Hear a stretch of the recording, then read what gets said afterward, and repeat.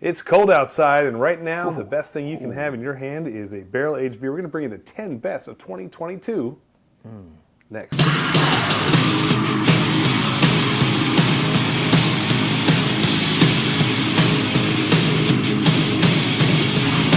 right, everybody, welcome back to 1090. I am Andy, this is Todd, and we are coming at you with another best of list this time. Hey, it's cold outside. So what better than a barrel-aged beer? We're going to bring you our top 10 that we've tried this year that we've tried. Now, there is a lot out there, and Tons. this is a lot tougher than whiskey, just due to the sheer volume of stuff we can't try it all. Haven't tried.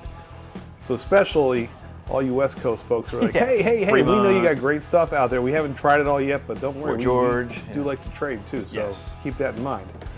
But if you're new to us, hey, we are all things beer, bourbon, rock and roll. Make sure you hit that subscribe button, click the bell in the corner, and stay with us if you like this type of content. And more good stuff on the way. But tonight, Todd, let's jump right into it. These are the 10 best that we've tried. Let's start with number 10.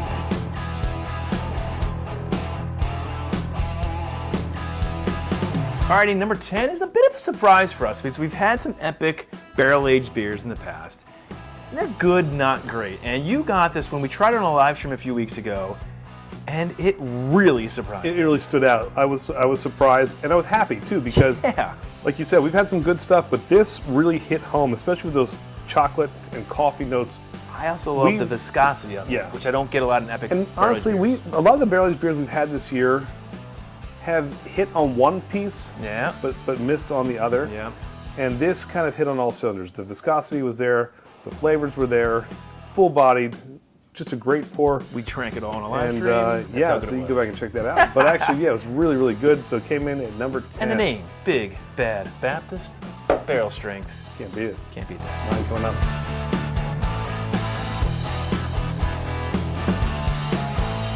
Number 9, Christmas might be over, but you can still get barrel-aged goodness Christmas in a glass. Todd, tell us about this beauty from Hardywood. The Hardywood, if you've had their gingerbread stout, it is a fantastic sort of Christmas stout with that sort of gingerbread and all the honey that's into it. It's a really difficult beer to make, and then when they put it in the barrels, I just absolutely love it. So it's got that sweetness from that gingerbread and the ginger root they use to make it, but it's got that barrel-aged goodness that really complements Christmas in a glass, It is, but with a little bit of a kick. And I look for this every year.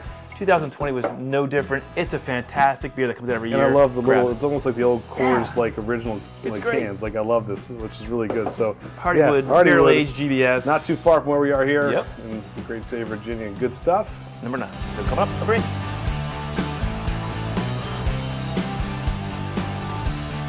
All right, number 8, no strangers to barrel-aged goodness as founders.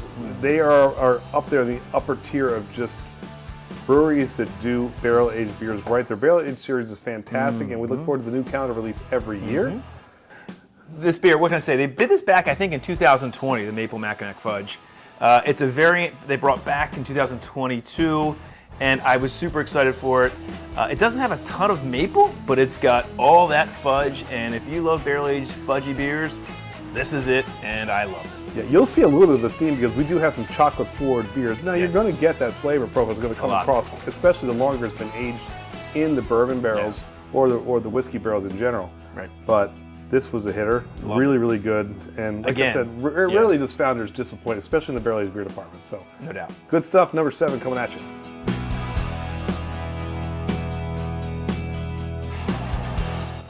All right, number 7. We haven't done one yet. We talk about it all year. It's Bourbon County Stout, but it's not the base this year. It's one of the most surprising ones from this year. What is it?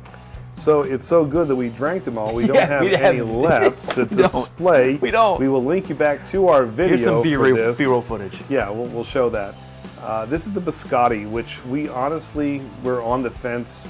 How is this going to play, especially considering the anise notes that we're going to be kicking through on that. A traditional biscotti is made with anise, but it's a very powerful spice. Agreed. And so they had to get that thing just right, and guess what? They got that thing just right. Yeah, and I don't think on the palate it was so overwhelming. I think they nailed what a biscotti cookie tastes like. And smells like. And smells like.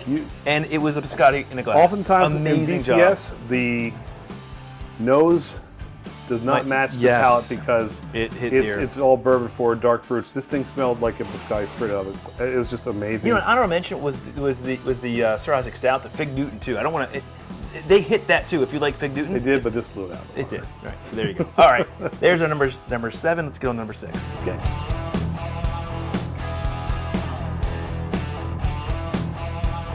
All right, Todd, number 6, right here in our backyard. We're going to go to Baltimore for Heavy Seas. We love everything they've been doing. They are kind of like the OGs around here of craft brewing. No doubt. And they just make some really good stuff. A couple times a year, they do put out something that's barrel aged. This was special because it was in honor of their 27th anniversary. It shows you how long they've been around.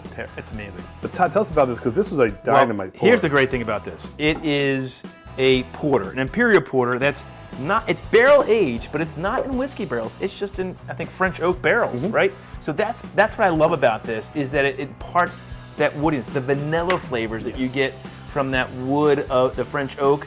I loved it. It is a beautiful, Really, what is really the ABV on this one? It was pretty big, I believe. Where is it? And while you're 10%. You bourbon drinkers out there know that there is a distinct difference in the French barrels when you get to try them than the charred American oak. So it's this is a fantastic pour. Just an absolutely beautiful pour. And they do a lot of creative stuff. I'm glad they put this It's a out. porter. Loved it. Really, really good. Super underrated. If you can find it out there still, get it. 5 to go.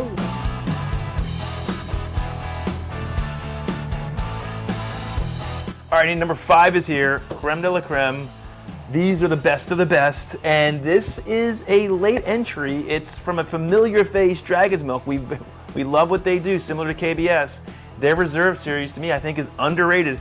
This was the Reserve 3. It was amazing. All 3 of the what we're reserves were drinking now. good this year. Let's be honest. But this one, again, we talked about getting a biscotti in a glass or a Smell it. gingerbread in a glass. This thing is truly a s'mores in a glass. It's amazing. And I love how the better breweries are able to capture these flavors without sacrificing to making it gimmicky. Like, it tastes really good, but you still get characteristics of the barrel. It shines through. They're viscous, they're chewy, they're just kind of, they're beers that you want to crack open in the winter and savor. I mean, made with chocolate, marshmallow, and graham cracker, which a s'mores is. It's that. Dragon's Milk's regular barrel aged offering is available all year round, but that's something that you can just go grab. These are special. If you see them, rarely do they disappoint. No different. And we're going to move on to number 4.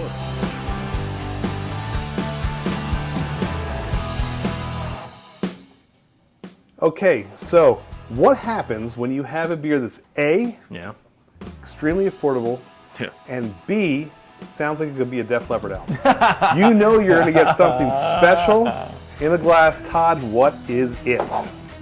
Look at that. Boom. Not bad. Willetize, Lagunitas. Every year we look for it. It didn't come out in 2021 because of the pandemic. I don't know what happened.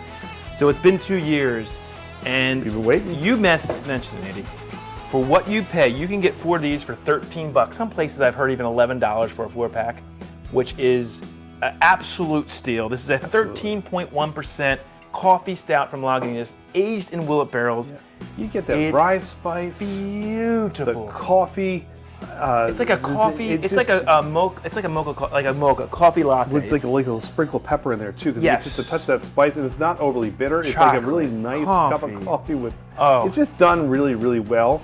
And It's again, so it's affordable. Sometimes, like, here's my beef with BCS, as good as they can be, is you're paying a pretty premium for some of their better 4 of these offerings. for less than 1 Bourbon County Stout. Absolutely, and that's again another reason why it ranks so high on the list, because We love Bourbon it's County not Stout. just delicious, This but is- it is absolutely one of the best values of barrel aged beers out there, bar none. There it is, Lagunitas Willetize. So there you go. All right, coming into our top 3.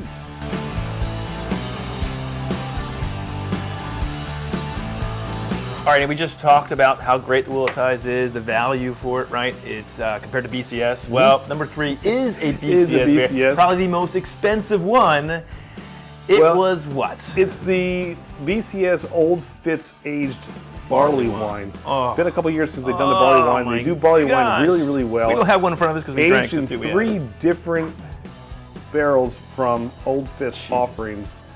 And It's like a 14, 15, and 17 year or something like yeah, that. good Great. memory. I think that's good. I think that's actually spot on. And I'll tell you right now, it was by far the best BCS this year, and also the toughest one to get. We only got our hands on one of them, and when it was gone, it was gone. We should have saved the bottle to show you. Yeah. But we do have the B-roll, and you can always go back to our video. We do the best of BCS every single year, individual videos, and then we do the best Drop of. We them rank before it. they're even sold.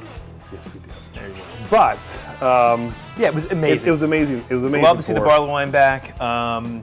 Great choice I for think the old people fits. think oftentimes too that it's porters and stouts that are the ones that should be barrel aged, but some of the best man. stuff out there are wheat your wheat wine. wines, your barley wines, your sours. Yeah. Honestly, barrels can impart some amazing Porters. flavors on all kinds Yes. of styles of beer, and this is no different.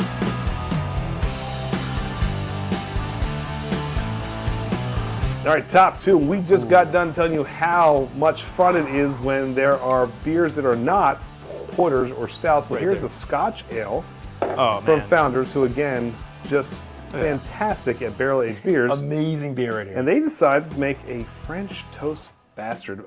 Todd, I won't ever forget. I was Woo!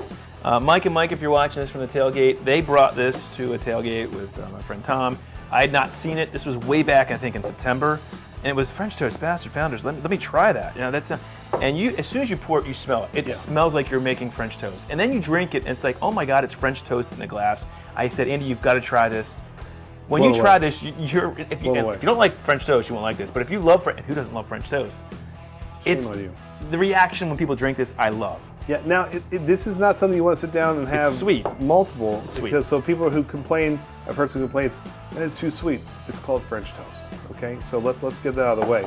With these variants, oftentimes you're going for the flavor profile that's Yes. on the name. So I don't want something that doesn't taste like French toast to go French toast bastard. Yeah, So, exactly. So if you're looking for something, if you like French toast, you want something that can appeal to even the barrel-aged yeah. beer drinker. This is, there's nothing like it out there. It is just absolutely beautiful. Oh, good. What is the ABV? 11.1%. I mean, bourbon barrel And you aged can't Scotch tell. ale. There's no way you can tell you're drinking 11.1. No, you can't. And the only Dangerously smooth. the only critique is, and I don't want it probably in there, is that the barrel influence isn't there, but it tastes like French toast, and I'm fine with that. No one's going after the barrel at this point. Nope. When that thing hits every single note they Yes. promise and then some, it is fantastic. And if it weren't for, like we said, that one kind of like late entry we didn't expect. I can't believe this wasn't number one. I can't believe Old Fitz BCS wasn't number one. What could be our number one? We'll tell you.